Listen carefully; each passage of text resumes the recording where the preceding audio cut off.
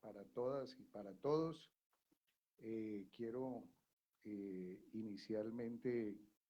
presentar un saludo muy especial al señor ex vicepresidente de la República, al doctor Angelino Garzón, a su señora esposa Montserrat Muñoz. Muchísimas gracias por acompañarme en este evento que le doy la mayor trascendencia, la mayor importancia,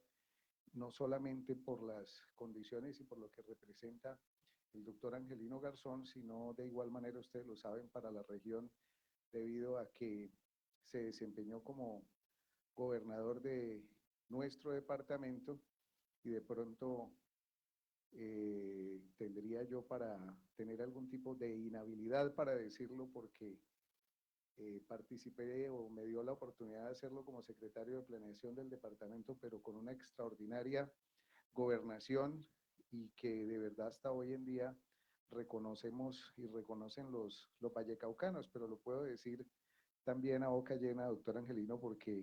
la vida me dio la oportunidad de ser contralor y evaluar la gestión con posterioridad que había hecho esa gobernación, y de verdad que fue una circunstancia importante, como siempre lo manifestó él, incluso con ese contenido social del desayuno de los niños y las niñas, que tanto incluso fue motivo de la luciérnaga y demás, pero fíjense en ustedes que se logró implementar hoy en día, doctor Angelino, como una política importante frente a ese tema del PAE. Le agradezco de verdad muchísimo su presencia.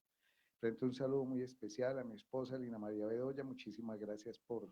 acompañarme de igual manera en todas estas circunstancias. Ya viene la gobernadora del departamento, me informan, la doctora Dilian Francisca Toro. Quiero presentar un saludo muy especial al ex senador de la República, el doctor Luis Hermes Ruiz, que lo observé por acá. De igual manera, al presidente de la Asamblea Departamental del Valle del Cauca, al doctor Hugo Perlaza, a los diputados que se encuentran presentes en el día de hoy, a la doctora Ligia Estela Chávez, Contralora Departamental del Valle del Cauca, al presidente del Consejo Distrital de Cali, doctor Edison Lucumí, y los distinguidos concejales que nos acompañan. Un saludo muy especial al señor vicecontralor, al doctor Carlos Mario Zuluaga. Un saludo muy especial a nuestra delegada para regalías, a la doctora Victoria, que ha trabajado incansablemente frente a este tema, y a la doctora Diana, que nos han acompañado en toda esta travesía y en toda esta situación, y serán gran parte de lo que vamos a trabajar en la mañana de hoy, al doctor Campo Elías Vega, que es nuestro delegado para participación ciudadana y que ha estado muy al frente de esta situación, el tema de los que han ustedes escuchado hablar tanto del tema de los elefantes blancos. De igual manera, el doctor Carlos Silgado, que es nuestro director de despacho, a los distinguidos alcaldes municipales de los departamentos del Cauca, Nariño y Valle del Cauca asistentes a esta rendición de cuentas del día de hoy, al jefe de planeación del departamento del Cauca, la doctora Diana Melissa Muriel, al personero distrital de Cali, al doctor Gerardo Mendoza, a la Contralora Municipal de Palmira, a la doctora Lina Marcela Vázquez, al Contralor Municipal de Yumbo, doctor Fernando Navarro, al director seccional de Fiscalía del Departamento del Cauca, doctor Cristian García. De igual manera, como lo manifesté ya inicialmente, pues a mi equipo que va a estar como panelistas en la mañana de hoy y resolviendo muchas de las inquietudes que se van a presentar, a Felipe Quintero, editor judicial de RCN, quien será nuestro moderador en el día de hoy, una persona bastante acuciosa en estos temas, al doctor Carlos Enrique Silgado, manifestado ya como director de despacho, al doctor Hernando Tejeda, gerente departamental de la colegiada del Valle del Cauca. Un saludo muy especial al doctor Harold Amaranto Lozano, quien es el procurador provincial de Santiago de Cali. De igual manera, pues desde luego y con infinito cariño, señor rector, a usted, de verdad, muchísimas gracias, doctor Carlos Andrés, por brindarnos este importante espacio. Un saludo a todos los participantes en la rendición y de igual manera, pues a los medios de comunicación que siempre nos acompañan. Un saludo muy especial al doctor Jaime Escobar, director administrativo y financiero de la Universidad Santiago de Cali, de la Contraloría General, pero egresado de esta universidad, con ganas de pronto de serlo. Y de igual manera, presentar un saludo muy especial a mi amigo, el doctor Luis Gabriel Maturana, que lo veo acá, y quien trabaja en la Asamblea Departamental y con quien tuvimos la oportunidad también de compartir en la administración departamental. Señor rector, muchísimas gracias por brindarnos este espacio tan importante. Debo manifestarles que, como lo expresó el señor rector, me gradué en el auditorio Pedro Elías Serrano, pero no en este, pues. Y entonces, la verdad que dista una gran diferencia, y le comentaba ahora a mi señora que pues no puede uno ocultar la emoción de ingresar a nuestra universidad después de que, debo admitirlo, señor rector, en muchas oportunidades, y cuando el bus de Palmira parqueaba allá en esa parte de atrás del matorral, y la universidad nos la tenían como un barrizal y todo el mundo se burlaba de los que estábamos en la universidad, yo pienso que hoy en día es motivo de especial orgullo, de verdad, poder uno estar en la Santiago nuevamente, y sobre todo que los estudiantes y estas próximas generaciones que vienen, porque cuando nos tocó abrir espacio sobre el tema, decían, no diga que es egresado de la Santiago. Imagínense usted, pues, cuando uno estaba en ese momento, pues resulta que hemos podido demostrar gradualmente con varios de los profesionales que hemos ido abriendo campo y espacio, ya unos que estamos de salida, pero para los que vienen empujando, que vean ustedes que esto es posible, que la universidad tiene un apellido importante, tiene una connotación que sin lugar a dudas vamos a continuar construyendo, y que en eso sí me jacto de verdad con muchísimo orgullo de decir que santiaguino 100%, y que pienso que podemos seguir nosotros trabajando frente a lo que debe ser el engrandecimiento de nuestra universidad y desde luego el engrandecimiento de nuestra región. Quise de manera deliberada, le manifestaba a la doctora Victoria, a la doctora Diana, al doctor Campo, que van a estar como panelistas, iniciar este tema de rendición de cuentas precisamente en mi región y en mi ciudad y en todo este tema que tiene que ver con la región pacífica, pero como lo manifestaron al inicio del ejercicio, se va a realizar en diferentes regiones, donde vamos a mostrar el impacto de lo que hemos venido realizando, y desde luego someternos al escrutinio y a lo que pueda existir de carácter público, porque pues todo seguramente no será un dechado de virtudes, habremos cometido errores, pero hemos procurado contribuir con una tarea desde el punto de vista importante. Como ustedes lo pudieron ver en el video, este tema de las regalías son unos recursos adicionales que se asignan a las regiones y que van, diría yo, en vía de extinción, porque precisamente en el tránsito que se puede observar que se está haciendo hoy en día de energías limpias, cada vez son menos los recursos que se tienen de regalías.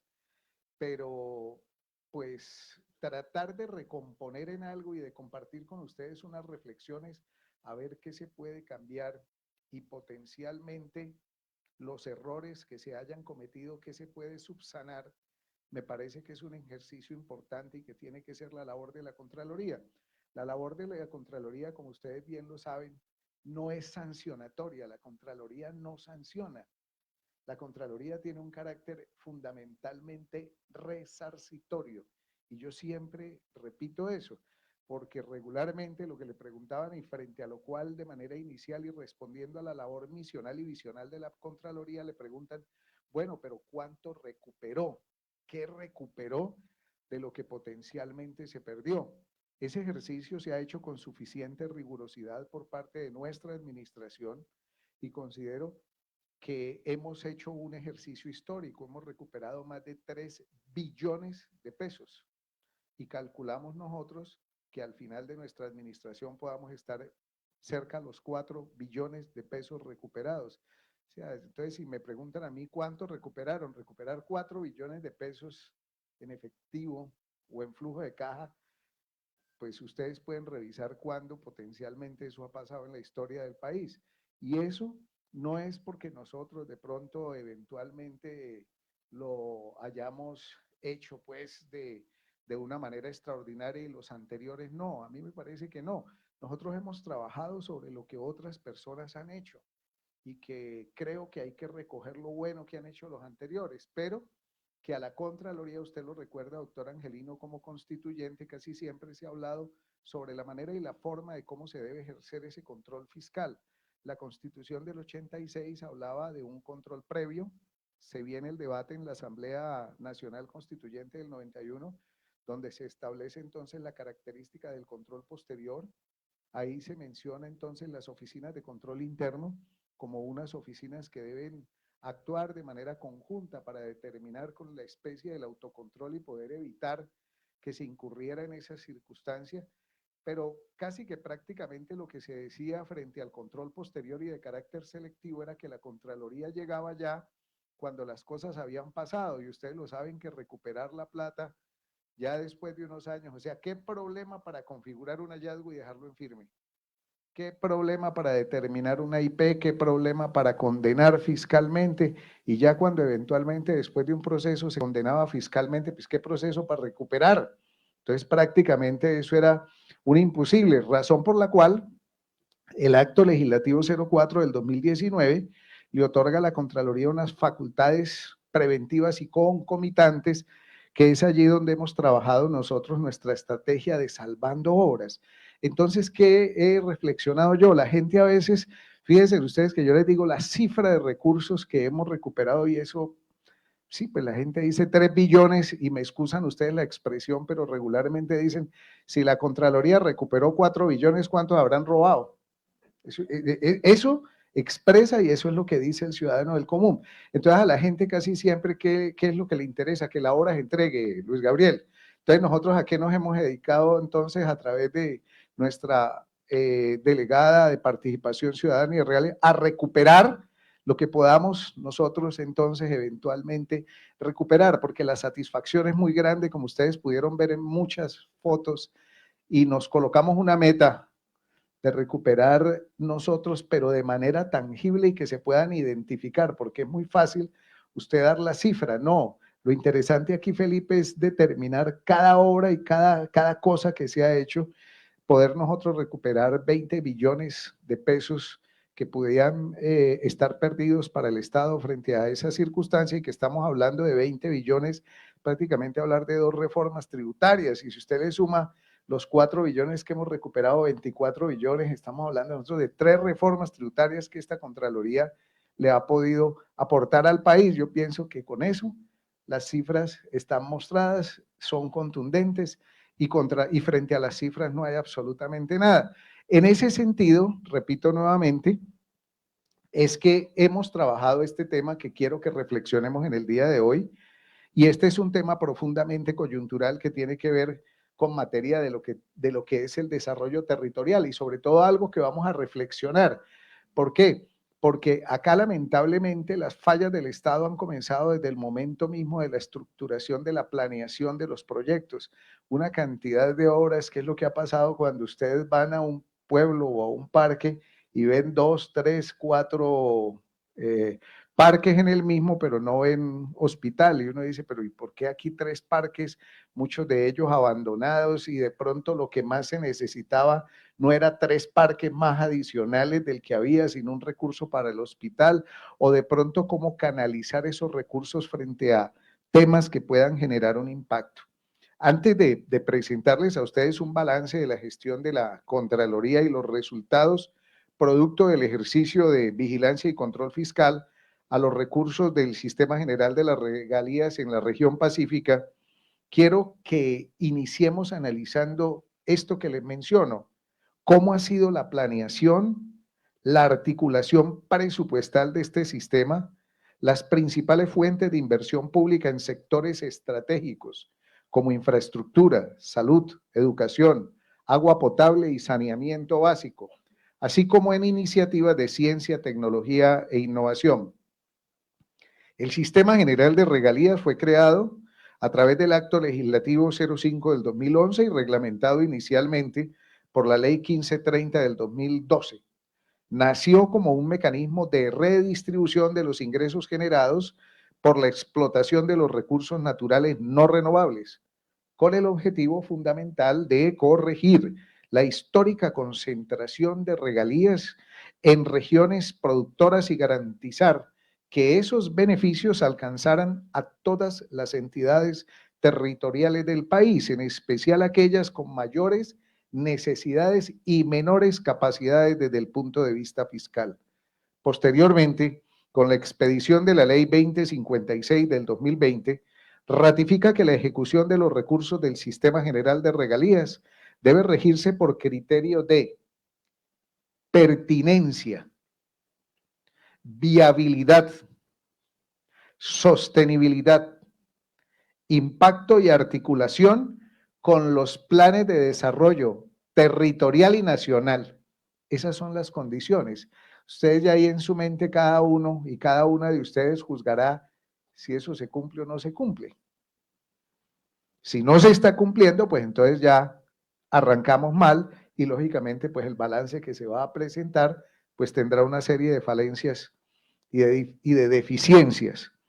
No obstante, el incremento de la autonomía de los entes territoriales y la reducción de instancias intermedias como los órganos colegiados de administración y decisión, los famosos OCAT, no han logrado la implementación efectiva de los proyectos financiados con estos recursos, manteniéndose fragmentados por sector. Este enfoque genera un escenario en el que las inversiones se dividen en múltiples proyectos pequeños que no causan ningún tipo de impacto, no tienen ninguna conexión con un eje programático que los articule hacia un objetivo común, ocasionando desde su creación en el 2012 hasta ahora que hacemos un corte 15 de julio del 2025, que se hayan aprobado, óigase bien, a nivel nacional, un total de 33.352 proyectos de inversión por un valor de 106 billones de pesos, de los cuales 28.675 de esas iniciativas no superan individualmente los 5.000 millones de pesos y representan el 86% del total de los proyectos por una cuantía superior a los 33 billones. Con esa fragmentación de recursos, pues la verdad es complicado. Cantidad que es 843 veces superior al número aprobado para proyectos con rango mayor a los 100.000 millones de pesos que para la fecha del corte de este informe no superaban en total 34 proyectos de inversión. Pero hay que ver también qué proyectos de inversión son los que se han aprobado con esos 100.000 millones de pesos. Le doy la bienvenida a la señora gobernadora del departamento, doctora Dilian. Acá está. Como decían doctora Dilian, el Congreso ocupe su curul, el Senado. No la estoy lanzando ni nada, ¿no, doctora? Claro, para no me van a decir después que diré eso. Bueno. En el caso de la región Pacífico, desde el año 2012 hasta el 15 de julio del 2025,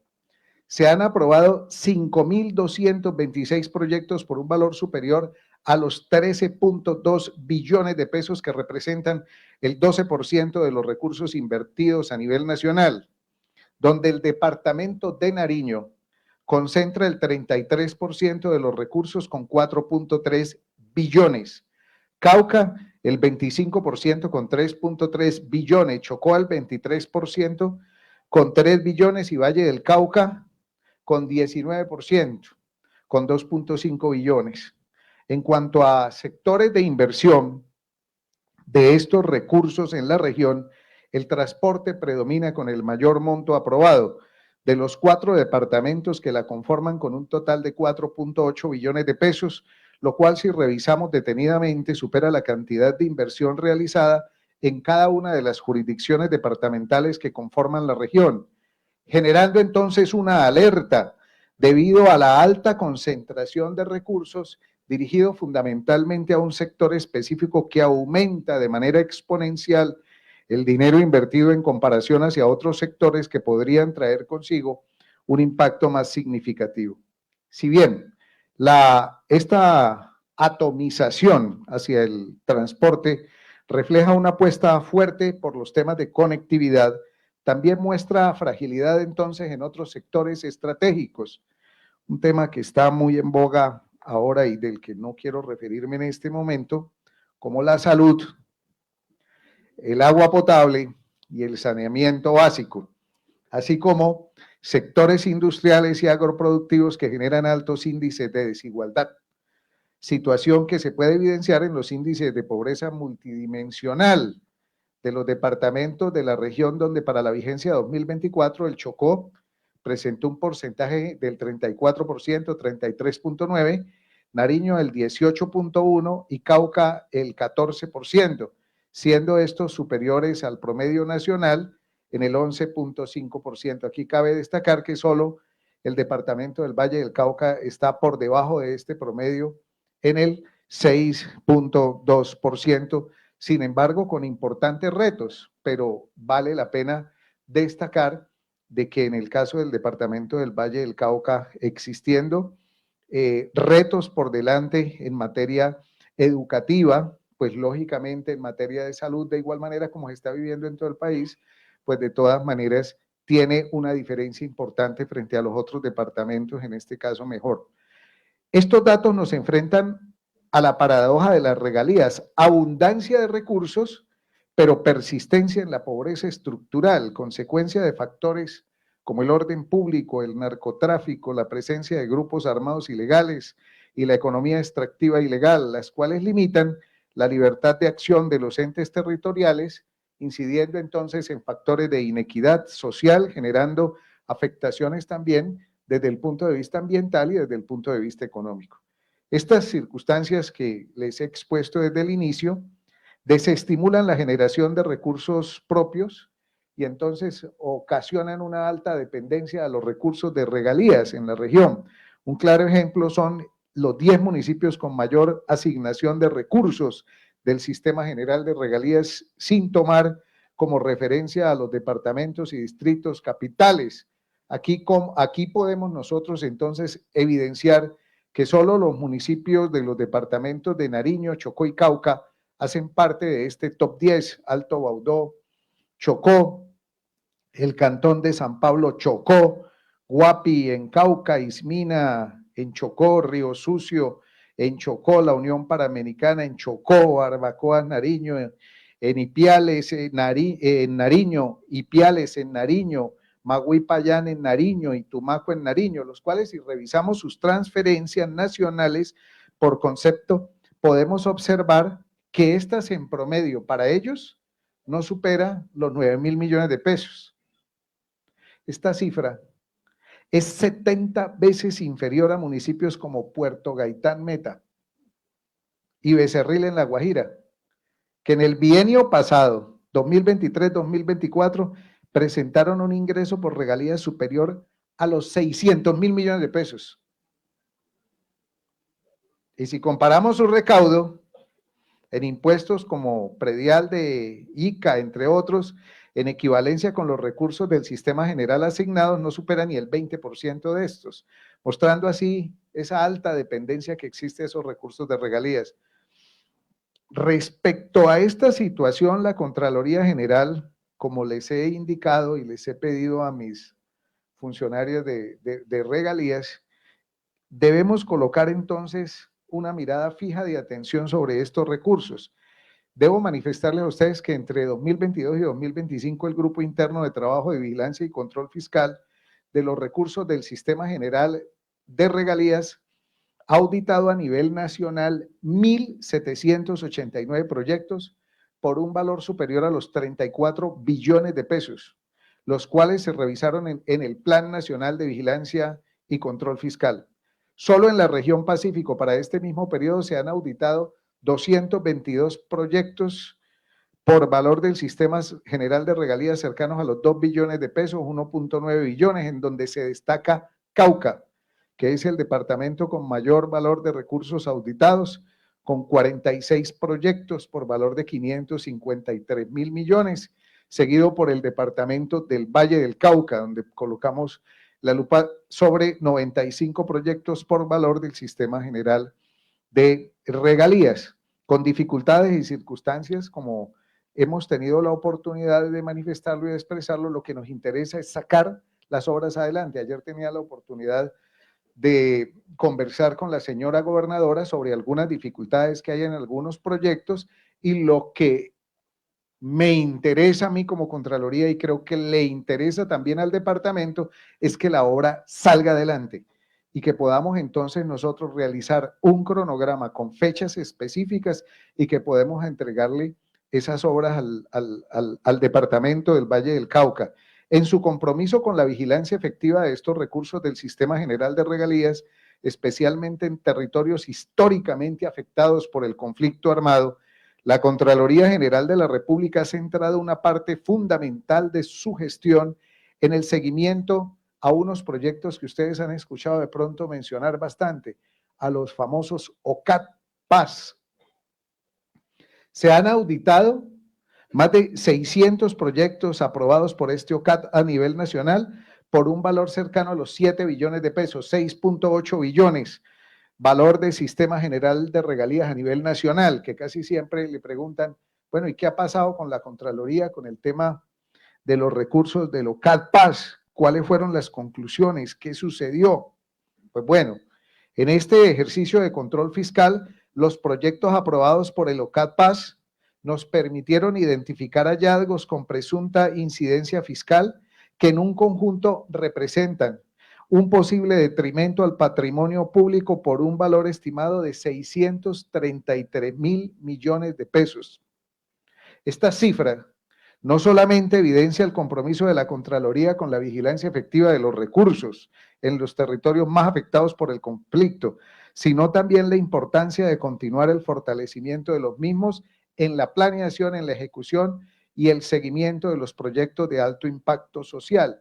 Si ya el proyecto se aprobó, se realizó, se viabilizó y existe la posibilidad de hacerlo, nosotros, ¿qué tenemos que hacer? Pues hacer lo posible para que ese proyecto se entregue y se termine, sea grande, sea pequeño. Revisen ustedes el porcentaje que les daba yo de proyectos que son inferiores a los 5.000 millones de pesos. Pues sí, no debió aprobarse, sí, pero si ya se aprobó, ¿qué hacemos? Si ya se aprobó, pues lo que tengo que hacer es procurar que eso se entregue, más bien mirar cómo se puede redireccionar para observar que eso vaya precisamente a lo que eventualmente se dirige y puede generar un impacto, entre otras cosas mejor porque facilita hasta más el control. Ustedes saben lo que es controlar cuando se trata de una cantidad de proyectos pequeños, a hablar de un solo proyecto. En lo que compete a los proyectos aprobados por el OCAT Paz, en la región pacífica, entre los años 2022 y 2025, la Contraloría auditó 54 proyectos por un valor de 684.000 millones, que equivale al 33% de los recursos aprobados bajo el OCAT Paz. Como resultado de esto, se configuraron hallazgos por un presunto detrimento patrimonial de 74.000 millones. Esto hace parte de los resultados generales obtenidos a nivel nacional entre los años 2022 y 2025. Se han consolidado más de 1.300 hallazgos con incidencia fiscal por un valor superior a los 3 billones de pesos, producto de un cuidadoso ejercicio de vigilancia y control fiscal de los recursos generales. Para el caso de la región pacífica, en este mismo periodo se consolidaron 178 hallazgos con incidencia fiscal por un valor de 351.000 millones como resultado del Plan Nacional de Vigilancia, pero también, doctor Campo, producto de lo que tiene que ver con el tema de las denuncias ciudadanas, que de igual manera yo en esto siempre aprovecho para llamar la atención. Es muy bueno, Felipe, que el veedor ciudadano también tenga la objetividad e independencia que le reclama a la Contraloría.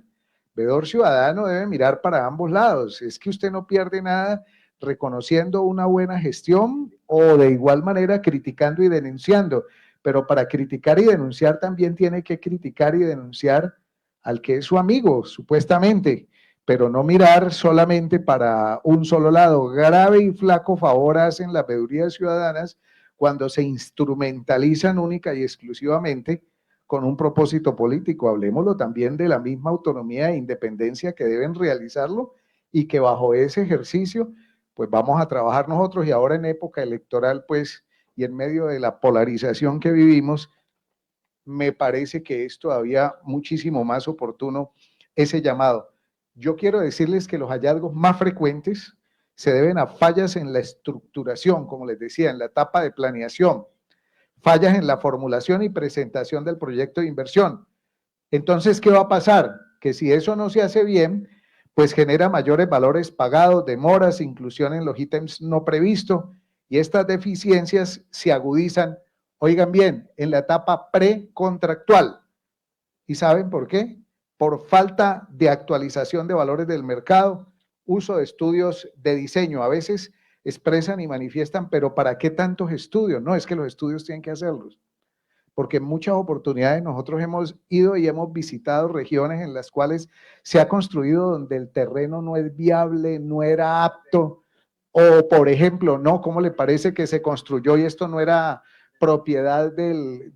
departamento, del municipio, o en una que fuimos, recuerdo por allá La Guajira, donde son cosas que no se pueden recuperar y la tristeza es muy grande, porque usted ve y le dicen, no, es que no se puede hacer porque no es viable, el terreno no es viable y toda la plata que se invirtió aquí, no, pues, ¿qué hace? No, se perdió. Entonces resulta que los estudios, los diseños y la viabilidad, entonces nosotros ¿qué hacemos? Pues condenamos fiscalmente, pero pues condenar fiscalmente o disciplinariamente la plata, terminamos en que el recurso se perdió. Entonces a mí me parece muy importante el tema de la fase de planeación, mirar que el proyecto sea, que el terreno sea apto, que efectivamente por el desespero de pronto frente al tema de la ejecución no se vayan a incurrir falencias de ese tipo que nos hemos encontrado. Entonces uno a veces observa que precariedad en los estudios preliminares, y si hay precariedad en el estudio preliminar, pues eso que va a ocasionar incumplimientos técnicos, falta de retrasos, falta de gestión en la adquisición de predios, permisos, se presentan deficiencias de contratistas e interventorías en el cumplimiento de los requerimientos técnicos, jurídicos y económicos reflejados por un bajo rigor de supervisión y control de calidad. El sistema de control interno de los entes territoriales, ustedes lo saben, muestra también debilidades. No se aplica de manera adecuada la normatividad de consulta previa, que de igual manera representa una circunstancia que presenta un requisito desde el punto de vista legal que hay que cumplir, ni se reportan oportunamente los ajustes a LOCAT.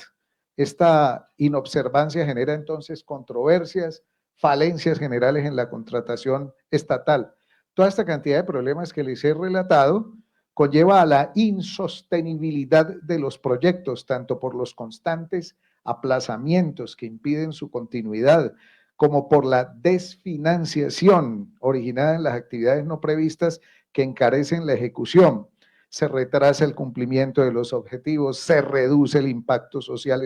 esperado. Esto se refleja en inversiones entonces fragmentadas, como pasa en el sector deporte, recreación, donde varios municipios, por ejemplo, destinan recursos a parques en lugar de priorizar sectores que impulsen el desarrollo socioeconómico regional. Un ejemplo claro se observa en el departamento del Chocó, donde esta problemática es completamente visible. Y, no, y también en algo que desde aquí lo repito y no me cansaré de decirlo, por ejemplo, en el tema de Valledupar, sí, Valledupar, lógico, el tema, la casa en el aire, que yo los he tenido a ellos con ese tema, y un centro de cultura vallenata que le han invertido 200.000 millones de pesos. Entonces, 200.000 millones de pesos, ¿qué otra edición para eso? 250.000 millones de pesos, más sumado a lo de la casa, que la 13.000 son 263.000 millones más. Oiga, Lilian, o sea, con 300.000 millones de pesos casi, yo creo que Valledupar tendría uno de los hospitales, pues, de pronto de mayor poder a nivel nacional. Entonces, pero yo qué tengo que hacer, entiéndame, pues lo posible porque os entregue, y si ha habido sobrecosto, pues mirarlo, pero ya no me puedo devolver al tema. Y también para que sea claro, la Contraloría ni destituye, ni inhabilita, ni mete a la cárcel, ni hace nada de eso. Lo único que nosotros hacemos cuando ya pasa eso es procurar ¿qué? Recuperar el recurso que podamos recuperar. Como es tan difícil entrar a recuperar ese recurso, pues entonces nosotros ¿qué hacemos? Procurar evitar y rescatar a través de esto lo que podamos nosotros realizar frente a este tema. Por lo tanto, hoy represento que tenemos más que nunca un compromiso fundamental. La vigilancia y el control fiscal, quiero decirles, no son simples formalidades que se tengan desde el punto de vista constitucional y legal. Debe existir entonces una garantía excepcional para que se cumpla con el propósito de poder cerrar estas brechas históricas. Por eso, este espacio de participación debe convertirse más bien en una oportunidad para que todos los actores del Estado,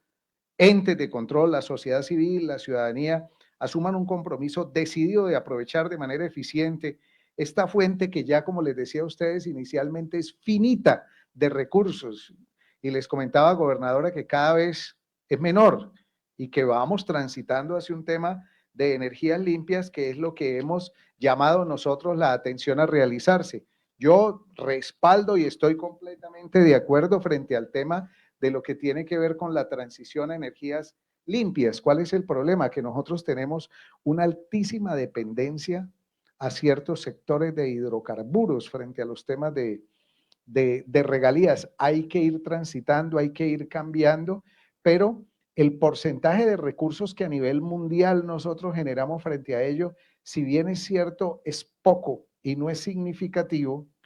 para las finanzas nuestras sí lo es. Entonces, esa transición hay que irla haciendo, hay que irla trabajando, pero tiene que ser muy cuidadosa, lenta y de manera gradual, porque de lo contrario, el impacto frente al tema de las finanzas públicas lo vamos a sentir nosotros de manera gradual, sin perjuicio de las acciones de responsabilidad fiscal, de los procesos, de los embargos, del esfuerzo que les he demostrado y que les mostrarán nuestros delegados. Ahora hemos venido trabajando frente a este tema. Yo sí quiero llamar la atención, y ahora lo hablaba con el doctor Angelino como exgobernador del departamento y ex vicepresidente. El tema es mirar qué se puede rescatar y qué podemos rescatar y qué pueden hacer. El gobernador y la gobernadora es gobernador del departamento, gobernadora del departamento, más allá de que le hayan dejado o que le haya quedado. Entonces, lo que tiene que hacer a veces es como quien tiene la responsabilidad de asumir un negocio. Usted asume el negocio, pero lo asume con deuda, lo asume con factores a favor, con factores en contra, y en lo que nosotros podamos contribuir para sacar este tema adelante sin perjuicio de las responsabilidades fiscales a las que haya caso, me parece que lo más satisfactorio es procurar entregar esas obras y poderlas sacar adelante con un juicioso y riguroso cronograma que se pueda trabajar por parte de la Contraloría General de la República. Señor rector, le reitero de verdad mis agradecimientos, mi reconocimiento por la inmensa satisfacción que me da, doctora Dilian, llegar a esta universidad y encontrarla y verla de verdad hoy en día profundamente realizada, y para mí como egresado de la universidad, y como siempre lo he dicho, que es el apellido que una nunca se puede quitar, ¿no? Carlos Hernán Rodríguez Becerra, abogado, egresado de, y ese apellido uno nunca se lo quita. Entonces, de verdad, rector, todo mi reconocimiento de ustedes, muchísimas gracias por la paciencia y que escuchemos a nuestros delegados frente al tema. Gracias, muy amables.